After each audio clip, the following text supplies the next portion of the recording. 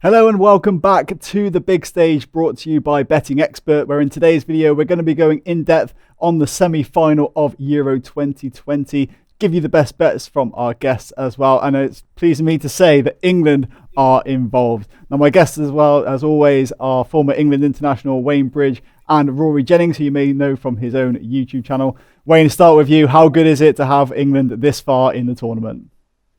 Just buzzing. Yeah, it's can't take a smile off my face. You know, it's. I think everyone in the country, everyone I'm speaking to, even the people that are, let's not get ahead of ourselves. I think everyone just feels like it's something special is happening this year. Absolutely. Now, Rory, I know you've been to lots of international tournaments as well, and I want to just ask you: is Euro 2020 going to go down as your favourite ever international tournament? I think it's brilliant. I think it's been a really, really good tournament, and I think it's captured me. I mean, I remember being very invested in Russia 2018. That felt like a good tournament.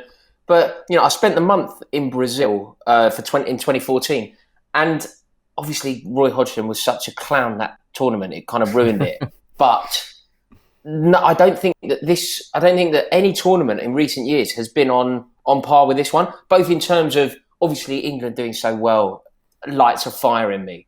But equally, the standard of football has been great. The goals that we've seen scored has been great. I think we've had the best day in football history. You know, the game where the day that France ended up being eliminated. What a single day of football that was.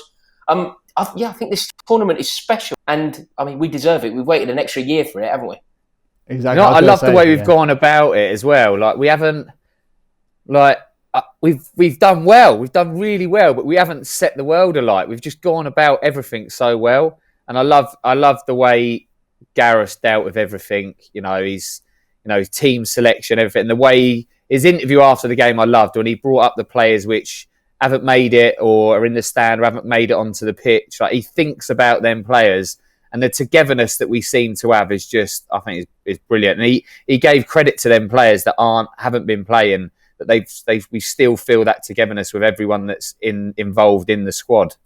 Just a question on that, Wayne. Obviously, you weren't one of the starters back in 2004, but I mean, is that the big difference that you see? Like those kind of fringe players are more involved in getting the acknowledgement? I just took notice of what he said after the game, because I was always on the bench, and you do want to play.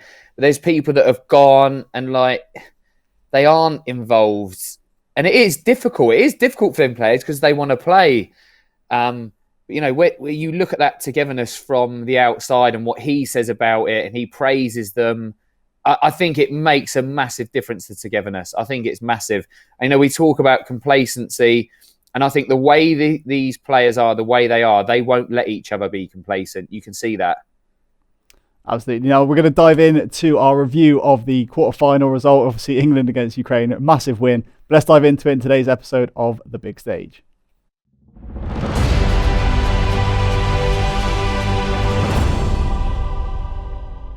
So obviously England 4, Ukraine 0, a couple of goals from Harry Kane. Harry Maguire got on the score sheet and Jordan Henderson as well. Wayne, for you, is this the real England? Have we finally shown up? Let me say real England. I just think we've gone about everything so well. You know, they've...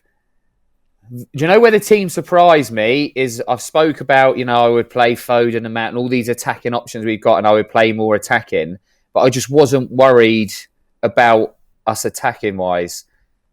Maybe a little bit defensive. I said we were still strong, but we've been amazing defensively. If you look like Harry Maguire even chipping in with a goal, Luke Shaw with the assists, I think we've been so good from the back. It's been great to watch, and you can see when he makes little tweaks or he brings a sub on, you can see how everyone deals with it so well. I love our defensive, and that we're so hard to beat, and the clean sheets we're getting. And I love the fact that we've, attacking wise, you know, Sancho's come in. I think whoever has come in has just done really well, whether it's starting or off the bench. I absolutely love it. Well, you touch on the tactics there, Rory. I mean, you've been back in Southgate now. Now things are going well. But did he get it spot on against Ukraine? I actually think that he's got it spot on throughout. I actually think that he's been fairly consistent with what his priorities are. And yeah, I think the way that we approach that game, it just happened to fall into place because our priority is not to concede. And again, we didn't do that. And that must strike fear into everyone else left in this tournament. The fact that England do not concede goals is how you go about winning a tournament. So I think that the approach from Southgate there was good. And what happened is, against Ukraine, our more mercurial players found form. Look, Harry Kane, I said it after he scored his first goal against Germany. I said he will now go on and win the Golden Boot. And I do stand by that. I think once he's found form and found his goal-scoring sight in that game against Germany, he then uses that as a foundation to ping in a couple. Very unlucky not to have secured the hat-trick as well. I think that England are now set up perfectly. We're so stingy, miserly back there. And then we've got some serious ballers up front who can open and unlock any defence. I'm so on board with what Southgate and Holland have done. They deserve nothing but praise. Just a question for you, Wayne, as well on Southgate. I mean, how important is it for a player to have a manager that's actually been there and played at or on the big stage? Or does that matter? I think it will matter. One, because he's had that experience. We haven't gone to penalties yet, but he's had that experience. So he probably would have handed that experience down to the players. But for me, Southgate, I'm just buzzing for him. He was always a top professional when he played, conducts himself well, he speaks so well. And ever since he's created that togetherness in that team, it has come from him. All credit to the players as well, but he started that off. He created everything around. And he would have handed all of his experiences down to the players. But, he would have been saying, like, you're better than what we were. He would have given them a lot of encouragement, a lot of belief in their self. And you can see that because they do believe in themselves. You can see it. And it's no matter what goes on. I spoke after the Scotland game. It doesn't matter. What people say, it doesn't matter what they're saying about us. This is us in here. We're going to do what we want to do. And I love the way he's gone about it. And for you, Rory, we touched there on Sancho being included in the starting 11. Like, that was a bit of a surprise. What did you make of his performance? Thought he did very well. I thought he played in the way that we know he can. He secured that big money move to Manchester United. In fact, I refer to it as big money, which of course it is. But it actually feels like a bit of a bargain for Manchester United on some weird level. I thought it would be a lot more than that. But he got that secured and then started for England against Ukraine. And I think he played brilliantly. The way that he moves the ball from foot to foot, his feet are so quick, the way he changes direction. I think he's a brilliant player, Jadon Sancho, a fantastic option. But I do not expect to see him included for the semi-final against Denmark. Well, we'll get to our predictions for that in a second. Wayne, I just want to ask you, touching on Sancho and the transfer speculation, how much does that actually affect players when they're away on international duty? I think the players that are involved, they look so mature that I think they would have dealt with it very well. But yeah, it can throw you a little bit. You don't know where you're going to be next season. Is it going to happen? But, for him, he was there. It might not have bothered him. He's got a club. I think if you're up in there and you don't have a club at all and you're on a free, then it might affect you. But, do you know what? He's come in and he's done well. It might have been he's played due to an injury that Saka had, but, all credit to him. He's just come in and he was fantastic. And any Man United fan watching that would have been absolutely buzzing. And like you said, probably think we've got a bit of a bargain here.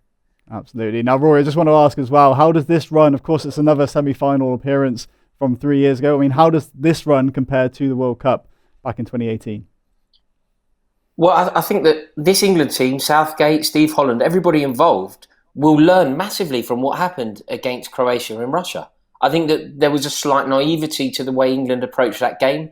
I think that the tactical know-how and tournament now of somebody like Luka Modric really showed in that tournament.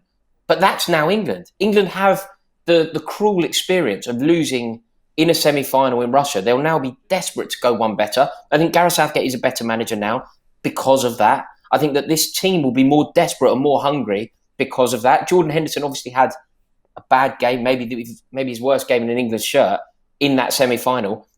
He's just scored. He'll be desperate to put it right here. The whole England team will be desperate to put it right. And in terms of the run to the final, it was a very forgiving run, that run in Russia. We played practically nobody, and the first time that we came up against stiff opposition, we were beaten. That is not the case now. We've already in our group played the World Cup finalists. We've already knocked out Germany. This is a totally different team with a totally different track record, with such good experience now. I'm really confident. I genuinely am. And I do have it in me to be that kind of pessimist fan. And I'm not here. I think that this is our time. This is going to get clipped up, innit? Perfect. It just feels different. It just feels different. Yeah. But yeah, let's move on then to talk a little bit about the obviously England-Denmark game. Wayne, you touched on the starting 11. I mean, how many changes do you think should be made or will be made? Whatever Gareth wants, mate. Whatever Gareth wants, let him do it. You just don't know. I never would have thought Sancho would have played. Obviously, it was due to a knock, but I'm just whatever he wants to do. To be honest, I think we're definitely going to see Rice and Phillips. It's just, and I think you're going to see Mount. I think we'll see Sterling and Kane. It's all a matter of who takes that right-sided slot. And we've got options. We have got options. Like I said, I'm just Gareth. Whatever you want to do, mate, you're doing it right. Just keep it up. I just think we are all very excited, and it's still a tough game. It is a tough game. It's not an easy game. No tournament semi-final game is going to be easy. Everyone is there on merit, and it won't be easy. And I am excited, and I do feel like it's going to happen. But as long as they've got their feet firmly on the ground, which I'm sure they will be, straight after that result, the players amongst themselves, Gareth would have had them making sure, look, it ain't done yet. We've got a long way to go. So, I'm like, Gareth, play whoever you want, mate. You know what to do. We have touched on the Denmark story. Of course, it's a bit of a fairy tale that they've got this far, given the start they've made. Rory, what have you made of the Danes? Should we be scared, Rory? Yeah. No, we certainly shouldn't be scared. But I agree. Sometimes in football, serendipity feels like a thing, and it does feel slightly written. Obviously, the Danes have an emotional attachment to this tournament. There is an emotional connection to this tournament that nobody will be able to compare with, and probably nobody will even be able to empathise with. It's such a significant connection that they have. However, the Danes have lost 2 games. I totally concede that when they lost to Finland, the conditioning around that fixture, it almost makes the result insignificant. But the fact is they lost to Finland. They've also lost to Belgium. So they're a team that have lost 2 games this tournament already. Conversely, we're a team that haven't conceded a goal this tournament and have scored 8. I agree they've got an emotional attachment, but can we momentarily focus on England's emotional attachment to any tournament? We haven't won one since 1966. We haven't been to a final since 1966. Like, a huge percentage of our population have never seen England go beyond the semi-final. There is an emotional attachment in Denmark. I get it. But look, come on, be fair. You won it in 92. I can remember that. There's an emotional attachment for England to every tournament. We're desperate. We're so hungry for some success. I honestly don't think that we're going to have a better chance than now. So while the Danes do have legitimate reason to think that there is a higher power and a higher desire for them, trust me, we are desperate as well. Now, obviously, Wayne, it's like a movie, isn't it? Like what happens at the beginning, that when I say it scares me, it's like a movie. Something so bad happens, and they go and get to the final and go and win it. But like you said, the emotional side of things. This is a semi-final. You can't put yourselves in those Danish players' shoes with what happened. But believe me, I think England are going to be so confident. I don't think they'll be overconfident. They've got to take so much confidence for that game that I think any team that plays us that is left is going to be scared of us. They should be more scared of us than we are of them, 100%. I think, England would be happy to be the bad guys in their fairy tale, right? Yeah. Wayne, with Denmark going over to Azerbaijan to play, I mean, obviously pretty hot temperatures, putting in such a shift as well against the Czech Republic. I mean, how much time would it take for them to recover? Do you think England should be exploiting that? Look, every game is hard to recover from. It's making sure you get it. I think these days, they were going to be recovering so well. The ice baths, the protein shakes, anything they need, the players will be getting. And it's going to be hard for the Denmark team to recover from that. But these games are hard. That these players have had long seasons. It's just the same for England. I know we won comfortably and we looked comfortable, but it's still hard. And believe me, I think adrenaline alone will get you through a semi-final game. I don't care what game you've played before, you might be tired, but I think the adrenaline for this semi-final can get most players through this. And for you, Rory, I mean, what's impressed you about the Danes, specifically about their quarter-final win? I think the thing that I'm most impressed about from Denmark so far is actually their manager. I think that is the jewel in the crown of that Denmark team. I think the way that he changed the game, it was actually the game previously to the one in Azerbaijan. It was the game against Wales, where for the first 10, 15 minutes, Gareth Bale was running riot, and it was a tactical switch, moving Christensen forward. That scares me. I think the manager having that kind of impact from the touchline. Games can be won on a touchline, can't they? Expert managers, the Mourinhos of this world, often win games from the touchline. And I think the way that game shifted off the back of a managerial manoeuvre is slightly intimidating. But I think it's the individual talent as well in the Denmark team that gives me slight concern. I mean, that Dolberg's looked brilliant. Joachim Mæhle has looked brilliant. Forgive me if I'm pronouncing that. Damsgaard's I think that there's a lot of good players. But actually, I think the jewel in the crown is the manager. Something you didn't quite touch on there with Denmark's defence. You think at Schmeichel, Christensen, obviously Vestergaard as well. They've all got Premier League experience. Wayne, do you reckon that will actually play into the hands of Denmark a little bit? They're going to know a lot about England players and about the system that we play. All them players are going to know about the England players, to be honest. They play on such a big stage. And the Premier League is so well, like they'll all know about them. I wouldn't say it's going to help them much. They'll be able to give the players a little bit of info. But they're going to know about all them players easily. They're three good players you've named as well. Denmark are strong. Everyone feels that good that I feel like everyone feels like Denmark is an easier game than Ukraine, which I can't get my head round a little bit. That's why I'm a bit like, come on, people, relax a little bit. It's still a long way to go. Don't get me wrong. I think we're going to get there. I think we're more than capable. It's still a very tough game. They are a good team. I mean, if you look at the betting odds, England is not quite as heavy favourites this time around against Denmark. But Rory, looking at England's attacking options, I mean, who do you want to see play in those front three? I think that we will go with the tried and tested. So I think Harry Kane obviously leads the line. Raheem Sterling, totally undroppable now, on course for potentially being player of the tournament. Then I think it's slightly more tricky. I imagine it will be Mason Mount playing. In the midfield. I imagine Mason Mount plays, which should allow us to go slightly more attacking further forward. I mean, would they bring Foden back? We haven't seen Foden for a while. Yeah, it's a difficult one, isn't it? Because then he's going to play Rice and Phillips, right? Do we think? And then Mount, I think, will play as well. And then Mount, and then I think he could end up going Saka if he's okay. Yeah, I think Saka's certainly played his way into the team, hasn't he? It's just, I think he would have played if he wasn't injured. Yeah, I'd love to see Phil Foden play because I love him as a player. It's tricky, isn't it? I'm inclined to say that Phil Foden, because I think Phil Foden was also in Southgate's first team. The team that he thought was going to be his first team. These things change throughout the tournament, and I think the form of Bukayo Saka almost put a spanner in the works for Phil Foden's tournament. But I do think that overall, Southgate prefers Foden, and therefore potentially a semi-final, Foden fresh, the booking, because obviously Foden was booked, the booking no longer significant. I have a sneaking suspicion that we may see him. I hope he does.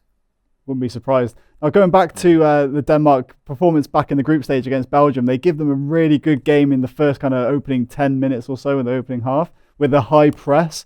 I mean, Wayne, as a defender, how was that to defend against when players were just kind of flying at you? I saw Kyle Walker make a couple of sloppy errors against Ukraine. How was it for you as a player defending that high press? Well, back in the day, sometimes it's just you smash it forward. If you ever thought you never had a pass and you would literally just smash it forward, and it's not hard, especially if you don't have enough movement from the players in front of you.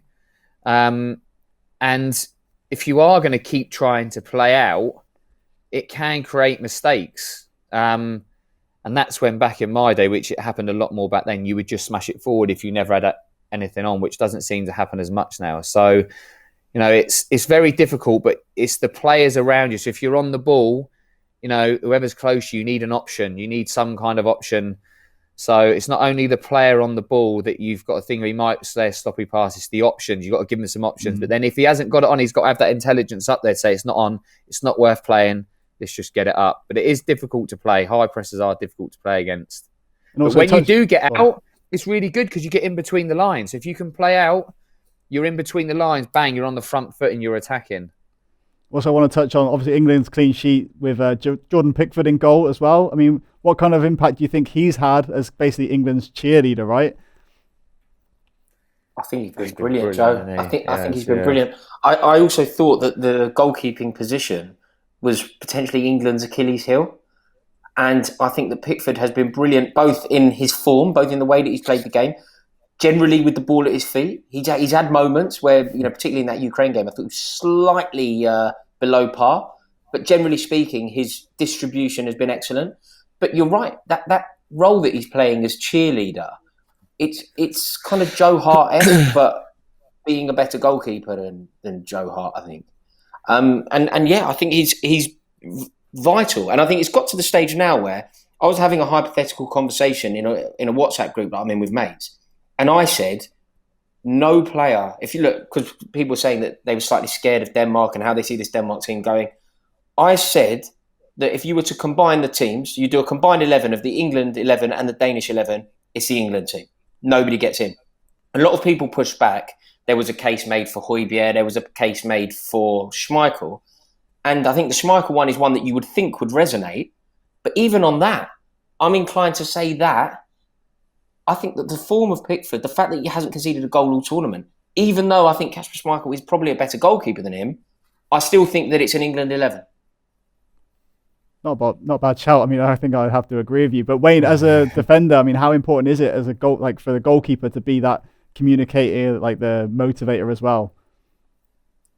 Massive. And I think it does help that you've got to talk to the players while the game's going on and feed them info. But also it's the players having the trust in him. There's nothing better as a defender than having a goalie behind you that you put trust into. I think you end up playing better. And he's been brilliant. Whenever he's been called upon, he's been there. But I have played. I wouldn't want to name any names. I've played in teams, and goalkeeper's been injured, and other ones come in maybe, and you're like, oh no. Like, I think with that team, they have so much trust in and so much belief in each other, and trust is massive in the game of football. Trust in each other, and I think that's definitely what this team have.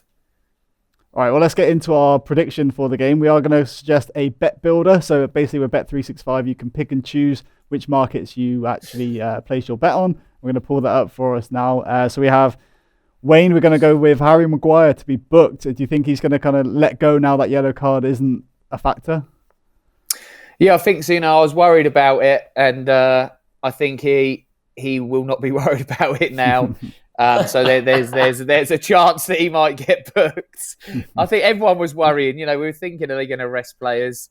It would definitely be on your mind. Although you'd like to think that it wouldn't have been, because it's you just want to get through to the next round. But there's a chance of that happening, I think. Yeah, myself, I'm going for Højbjerg to be booked as well. I think he's going to be targeting a few of the players that he knows well about. He's going to take them out. Maybe he's looking a bit tired as well after the game previously. I mean, he was basically running into the ground at the end. Rory going for Harry Kane to score, pretty safe. Yes, by the looks of things. That's so safe, isn't it? I mean, he's actually on course to get the golden boot, so he's got to score. Well, hopefully a lot of the viewers would have actually backed him at 28-1 as we did tip him up last week. But obviously we need to move on to the other semi-final. So the team that England could potentially play, or Denmark, of course. Italy against Spain at Wembley on Tuesday. Now, Italy cruised almost past Belgium, I'd say. They looked pretty comfortable. But Wayne, what kind of stood out for you about the Italians? Do you know what? And it's them in general, playing against an Italian team. Very, very intelligent in the way they play football. They can frustrate you very much. So as a team, tactically, I think they're brilliant. and very hard to play against. And, you know, the shithousery the Pee-wee talk about, they're brilliant at that. But they have so much quality. I think the goalie's fantastic. You know, still very young, but I think he's brilliant. And who is it who scored the second goal the other day? Insigne for Italy. Insigne, yeah. What a goal. Great player as well. They are a very, very dangerous team. Now, Wayne touches there on the shithousery of Italy. Rory, is that the kind of thing that you'd want England to do a bit more of? Yes, to be totally frank. I think people get on a high horse, don't they, when it comes to things like that? You know, Immobile being injured and then getting up and celebrating. And I think that people generally, particularly in this country, kind of get very annoyed and frustrated. I know that this is an unpopular opinion from me, but I've got no real issue with diving. I don't really mind. If I'm totally frank with you, I encourage it when it's my team. I want my players to go down where there is an opportunity. And I know nobody agrees with me. I get a lot of flack for this. But look, I play football at a really low level, but I dive every game. I've got no issue with it. Do it if it works. Wayne, did you ever dive? I wasn't a diver, to be honest. And it is so frustrating to play against. Very, very frustrating. So I think as long as you can deal with it okay as a player, it's fine. But it's either they're so intelligent and they just do it naturally, they're really good at it, or Italians are just taught it from such a young age. Like I just because they are so good at it. When you were playing with like whoever, like over your career, in your teams at various points, you would have had players that were happy to do that. Would you encourage it as a team? Is it something that you would know that one of your teammates? You don't encourage it, and look, we've all seen Didier Drogba do it. This man mountain who would batter people off, and then your little finger would hit him, and he'd fall on the floor and get a free kick. Like, do you like it if it happens? Because when it happens against you, it's frustrating. And I've always noticed it against, you know, when I was in the Champions League team playing against the Italian teams, it can be so frustrating. And I think that is it. You could imagine playing against Didier Drogba, right? He's bullying you all game. And then you just give him a little touch and he's on the floor and he gets a free kick and you're like, oh my God, what have I got to do here? Like it's frustrating to play against. And I think that England will have to make sure they've got their head screwed on. Whoever plays against Italy has to have their head screwed on. Obviously, you touch on there, Spain will be up against Italy on Tuesday. But what we made of Spain, again, failing to put away their chances, right? Needing extra time, needing penalties to get past Switzerland. Rory, what are your thoughts on Spain? I'm not really scared of Spain. I think that they've obviously got some fantastic players, but if you're playing an opposition to win a tournament and the main threat to stop you is Alvaro Morata, you're in dreamland. Like you're never going to get a better opportunity to win a tournament, to shut out an opposition, than their main goal threat being Alvaro Morata. So as much as I think they're a good team, I think Enrique's done a very good job there. I don't even like exploring it. And I'm sorry if I'm like not being conducive to good chat here, Joe. But we're England. We don't need to be scared of anyone. Of course, I'm looking at this Italian team and I can see what they've got. Of course, I appreciate Verratti, Jorginho, Locatelli's a good midfield. But they need to be looking at us. 8 goals scored, none conceded. Raheem Sterling on for player of the tournament. Harry Kane on for golden boot. Jordan Pickford, golden gloves. They need to be worried about us. And I don't think that we need to be too preoccupied with anyone that's put in front of us now. I think, you touched on there, actually, like, what kind of game, Wayne, do you want to see? Do you want to see it go all the way, 120 minutes, penalties? Obviously, that will help whoever wins out of England, Denmark, right? Yeah, of course I do, because it helps us. Sendings off galore. There's only one thing that scares me about Spain. Is I said they would be flop of the tournament and they're in the semis. So that is the only thing that scares me, that I said they would be the flop. So if we get in the final, like, it scares me because I said they'd flop and I'd scare they'd beat us. But no, like, when I say that, I agree with Rory. We don't need to really be scared of anyone. And 100% they will all be looking at us and thinking, wow, they've not conceded yet. How are we going to score? Can we even score? So I'm with Rory. They will all be scared of us, and I would rather play Spain because I think Italy are a better team, 100%. But it's just that I bet on them to be the flop, so that scares me just a little bit.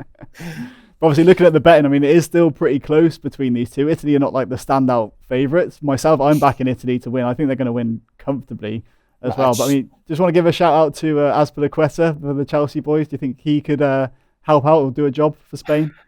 I hope so. Like, it's a semi-final. Anything can happen. I'm thinking it could go to distance and go to penalties. I really just defend for their lives. I think Italy are a better team, but it's a semi-final, and it's how much fight have you got in there? Well, Wayne, you touched on your best bet or prediction for the game. We're going to move on now to our betting section where we get to review some of last week's bets, as well as our best bets and bold predictions for this week.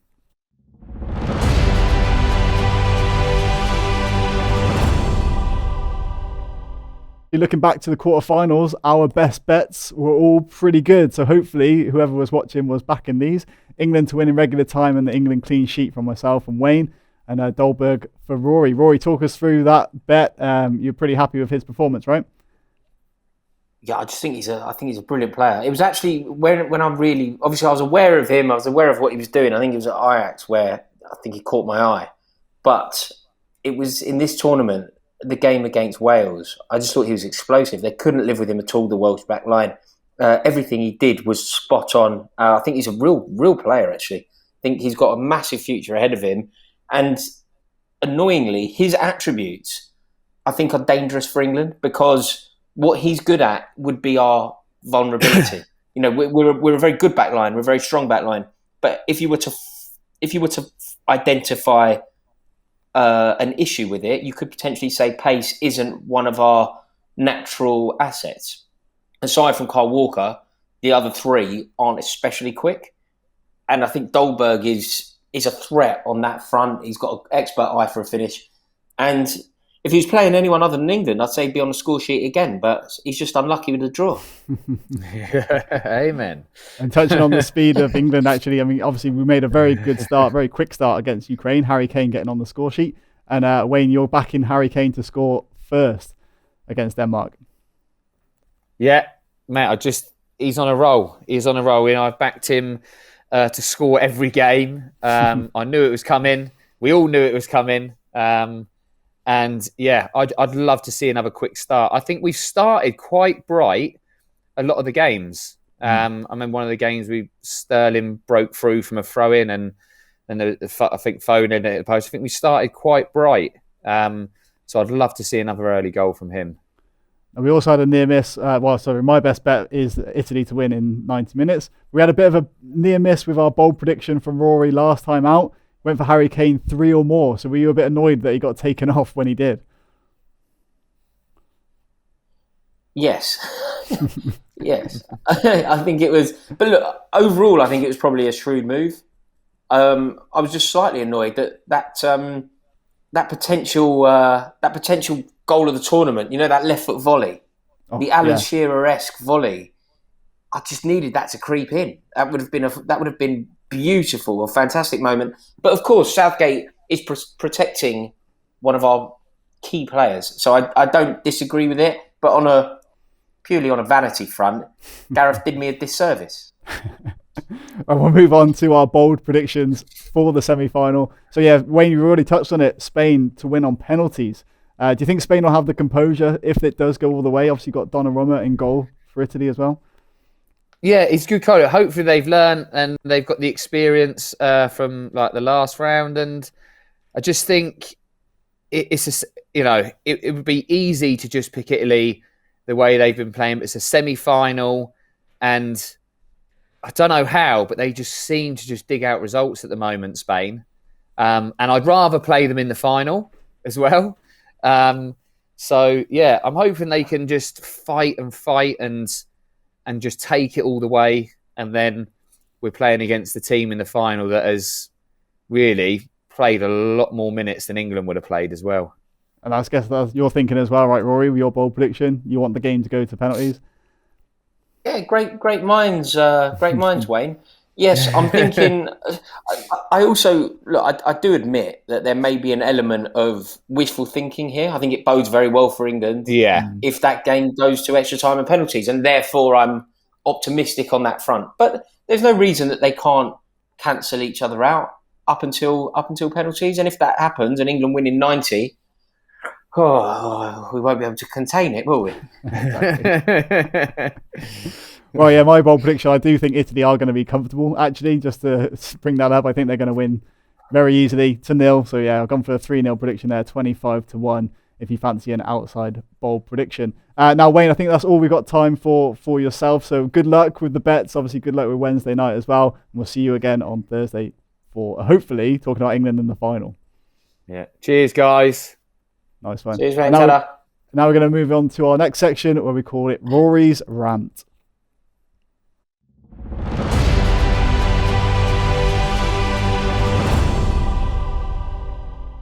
So now, Rory, of course, you are well known for your opinions and rants on the big stage, but you've got a bit of a topic you want to get off your chest. Over to you. Yes, I certainly do, Joe. And we've touched on it a little bit on the show here. But what I think we seem to be doing, particularly in this country, is focusing on what everybody else can do to England. We're constantly talking about how good a player is Højbjerg. Is he going to be able to dominate the midfield battle? I mean, when you look at what Denmark have done at the back, Andreas Christensen's been a revelation. Will England be able to break through? Kasper Dolberg up front, what a player. The Danish manager's brilliant. And then if we get through, everyone's highlighting, God, the Spanish are coming together and looking good. And Italy, wow, Mancini, Vialli on the touchline look beautiful. And they play such a good style of football that is conducive to winning tournaments. And to be totally honest, everything that we've just said there is true, but I'm sick of it. We need to focus on quite how brilliant this England team are. We need to stop worrying, stop being fearful, stop being too respectful to the opposition. I think there is such a thing as being too respectful. And I think we need to focus on how brilliant we are, the fact that we've scored 8 goals, the fact that we've conceded none, the fact that we have so many brilliant players at our disposal. We've got a player like Jack Grealish on the bench. We've got a player like Jadon Sancho on the bench. We've got Jordan Henderson coming off the bench to brilliant effect. People want to talk about Højbjerg. Would he get in the England team? Of course he wouldn't. Jordan Henderson and Jude Bellingham are sitting on our bench. And I think that it's about time that we focus on quite how good this England team are, quite how brilliant we have been throughout this tournament, quite how resilient we've been at the back, how aggressive we've been going forward, how ruthless we've been in front of goal. And let's stop worrying about what everyone could do to us. They need to be worrying about us. Less of us worrying about them, and let them be fearful of what this England team are going to do to them in the semi and final. Perfect, Rory. Well, hopefully then we'll be back to talk about England in the final. Big up England's chances even more and put more pressure on Gareth Southgate and his side. But for now, Rory, absolute pleasure once again. Thanks a lot for being on this edition of The Big Stage. We'll see you again very soon. Cheers, Joe. Thanks, everyone.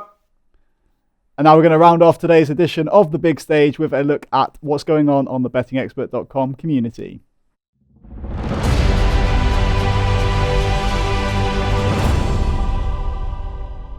We are getting towards the business end of the tournament. There's only a couple of games left, really. There's not many chances for our tipsters to compete for the top prizes. But I do want to pull up the leaderboard of our tipster competition, the winner of which will take home €2,000. And it's basically based on all the tips posted onto bettingexpert.com and ranked based on the profit that you would have won if you followed the advice of these tipsters. Now, Luda Kvota is now the leader. He was last week as well.